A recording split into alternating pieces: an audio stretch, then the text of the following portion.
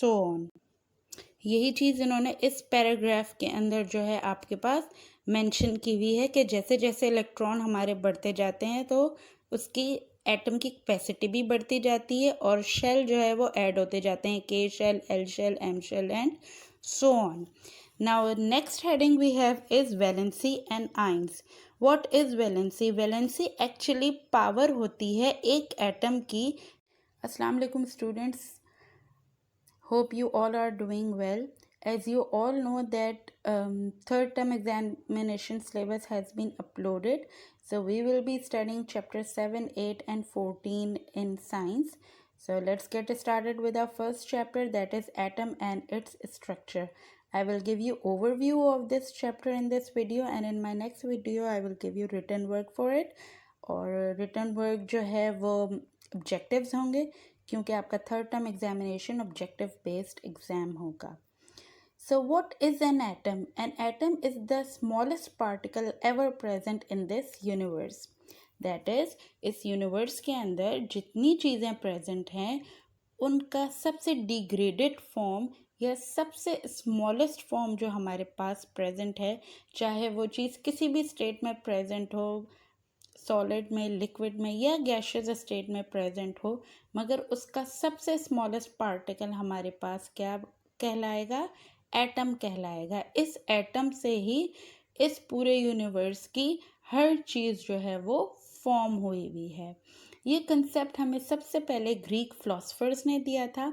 Letter in 17th and 18th century we came to know the structure of atom, और late 19th और 20th century के अंदर हमें ये पता लगा कि इस एटम के अंदर भी सब एटॉमिक पार्टिकल्स प्रेजेंट हैं। Atom somewhat looks like this. Centre में जो है वो न्यूक्लियस होता है, साइड में जो है वो ऑर्बिट्स होते हैं या शेल्स होते हैं जिसके अंदर इलेक्ट्रॉन प्रेजेंट होते हैं। अगर हम इसको फर्दर एलेबोरेट करें तो ये कुछ इस तरह होगा कि सेंटर में हमारे पास होता है न्यूक्लियस और आउटर साइड पे हमारे पास होते हैं शेल या ऑर्बिट। जैसे जैसे नंबर ऑफ इलेक्ट्रॉन इंक्रीज करता जाता है वैसे वैसे शेल और ऑर्बिट्स भी इंक्रीज करते जाते हैं।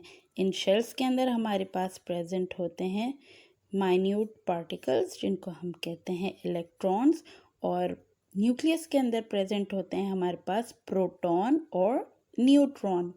Electrons are negatively charged particle, and as compared to protons they are 1800 times lighter or smaller, whereas protons are positively charged particles और ये न्यूट्रॉन के साथ प्रेजेंट होते हैं न्यूक्लियस के अंदर एटम के।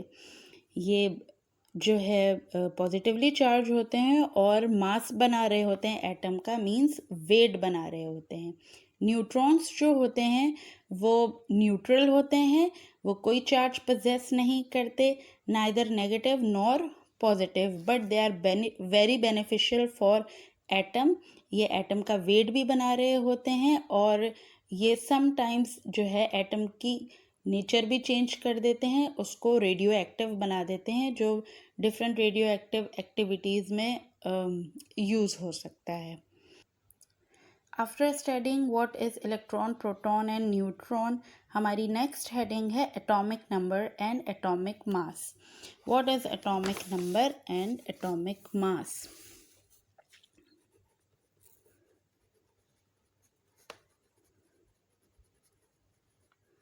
Atomic number is number of electron and number of proton present in an atom. Number of electron and number of proton present in an atom. It is denoted by Z, whereas atomic mass is number of proton plus number of neutron and it is denoted by A. और neutron को हम denote करते हैं किससे? N के साथ। Atomic number क्या होता है हमारे पास? नंबर ऑफ इलेक्ट्रॉन और नंबर ऑफ प्रोटॉन। हमेशा एक एटम के अंदर नंबर ऑफ इलेक्ट्रॉन और नंबर ऑफ प्रोटॉन इक्वल होते हैं और वो बना रहे होते हैं हमारे पास क्या? एटॉमिक नंबर, जिसको हम डिनोट करते हैं किसके साथ, Z के साथ। एटॉमिक मास हमारे पास क्या होता है, नंबर ऑफ प्रोटॉन और नंबर ऑफ न्यूट्रॉन, और इसको हम डोनेट करते हैं A के साथ। न्यूट्रॉन्स को डिनोट करते हैं हम N के साथ। प्रोटॉन और न्यूट्रॉन ही ऑब्वियसली वेट में ज़्यादा होते हैं, इसलिए वो एटॉमिक मास बना रहे होते हैं। इलेक्ट्रॉन जो है वो वेट में इनसे बहुत ज़्यादा लाइटर होता है, तो इसकी जो वेट है वो नेग्लिजिबल होता है, वो काउंट नहीं होता। अगर हमें नंबर ऑफ न्यूट्रॉन मालूम करना होता है तो फिर हम डिफरेंस निकालते हैं एटॉमिक नंबर का और एटॉमिक मास का, जिससे हमें क्या पता लग जाता है, नंबर ऑफ न्यूट्रॉन, एक एटम में कितने न्यूट्रॉन हमारे पास प्रेजेंट हैं। यही सारी बातें इस हेडिंग के अंदर लिखी हुई हैं। आपके पास यहाँ पर एग्जाम्पल भी दिया हुआ है उन्होंने कार्बन का। कार्बन 12 को हम इस तरह भी लिख सकते हैं, C12 भी लिख सकते हैं। ये क्या शो कर रहा है हमारे पास C12, ये शो कर रहा है कि इसके पास 6 प्रोटॉन्स हैं और 6 न्यूट्रॉन हैं। और ये फुल सिंबल हम किस तरह लिख सकते हैं इसका, इस तरह, C12 is showing atomic mass, और ये है हमारे पास एटॉमिक नंबर।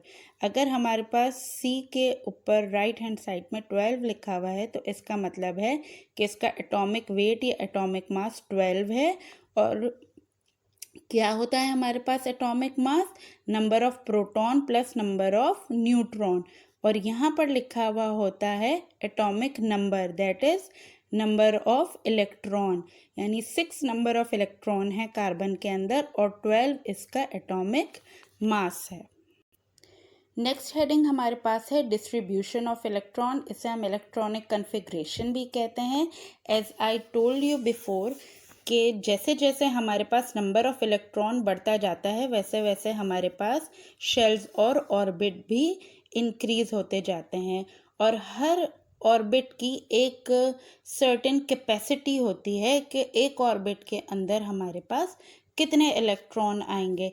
जब वो कैपेसिटी फुल हो जाती है और नंबर ऑफ इलेक्ट्रॉन ज़्यादा होते हैं तो फिर हमारा दूसरा ऑर्बिट स्टार्ट हो जाता है, फिर उसके अंदर इलेक्ट्रॉन जो है वो सेट हो जाते हैं, और जब उनकी कैपेसिटी फुल हो जाती है तो वो शेल थर्ड शेल पे चला जाता है। और इन शेल के जो है वो डिफरेंट नेम्स हैं, जैसे K shell, L shell, M, N shell. K shell की कैपेसिटी मैक्सिमम जो होती है वो, के शेल की मैक्सिमम कैपेसिटी जो होती है वो 2 इलेक्ट्रॉन्स होती है। एल शेल की मैक्सिमम कैपेसिटी इसी तरह 8 होती है, और फिर एम, एन, ओ, पी जो है सो ऑन, वो कैपेसिटी इंक्रीज होती रहती है। यहाँ इस पेज पे उन्होंने आपको डिफरेंट फिगर्स दिखाई हैं जिसके अंदर उन्होंने इलेक्ट्रॉनिक कन्फिग्रेशन को एक्सप्लेन किया है। जैसे जैसे नंबर ऑफ इलेक्ट्रॉन बढ़ते जा रहे हैं वैसे वैसे ऑर्बिट्स या शेल भी जो है वो इंक्रीज होते जा रहे हैं। किस तरह से और किस कन्फिग्रेशन में जो है वो इलेक्ट्रॉन सेट हुए हुए हैं हमारे पास। इलेक्ट्रॉन्स एक शेल में कितने होंगे इसका एक सर्टेन जो है वो फॉर्मूला होता है जो इन्होंने यहाँ मेंशन किया हुआ है, दैट इज़ 2n²। ये किस तरह वर्क करता है, ये इस तरह वर्क करता है जैसे कि हमारे पास 2n² है और हमें जो है वो फर्स्ट शेल यानी के शेल के बारे में मालूम करना है। के हमारे ऑर्बिट का फर्स्ट शेल है, 2 हमारे पास फॉर्मूला से है, और n जो है वो नंबर ऑफ शेल होते हैं हमारे पास। तो हमने क्योंकि k का मालूम कर रहे हैं, k के शेल का नंबर है 1, तो हम यहाँ लिख देंगे 1। उसके बाद हम इसको सिंप्लीफाई कर लेंगे, 1 1 ज़ा 1 ही होता है, तो 2 1 ज़ा 2। तो के शेल में मैक्सिमम हमारे पास कितने इलेक्ट्रॉन आ सकते हैं, मैक्सिमम हमारे पास 2 इलेक्ट्रॉन आ सकते हैं। सिमिलरली एल शेल हमारे पास कौन से नंबर का शेल है, सेकंड नंबर का शेल है। तो अगर यही फॉर्मूला हम एल शेल में लगाएंगे तो क्या होगा हमारे पास, 2 ब्रैकेट में हम क्या लिखेंगे 2, क्योंकि ये n रिप्रेजेंट कर रहा है नंबर ऑफ शेल को हमारे पास। सिंप्लीफाई कर देंगे, 2 2 ज़ा 4, 2 4 ज़ा हमारे पास क्या हो गया 8। This goes on. आपने देखा कि के शेल की मैक्सिमम कैपेसिटी मैंने 2 इलेक्ट्रॉन बताई थी और जब हमने इसको सिंप्लीफाई किया तो 2 ही आंसर आया। एल शेल की कैपेसिटी हमारे पास जो है वो मैक्सिमम 8 इलेक्ट्रॉन्स है एंड सो ऑन।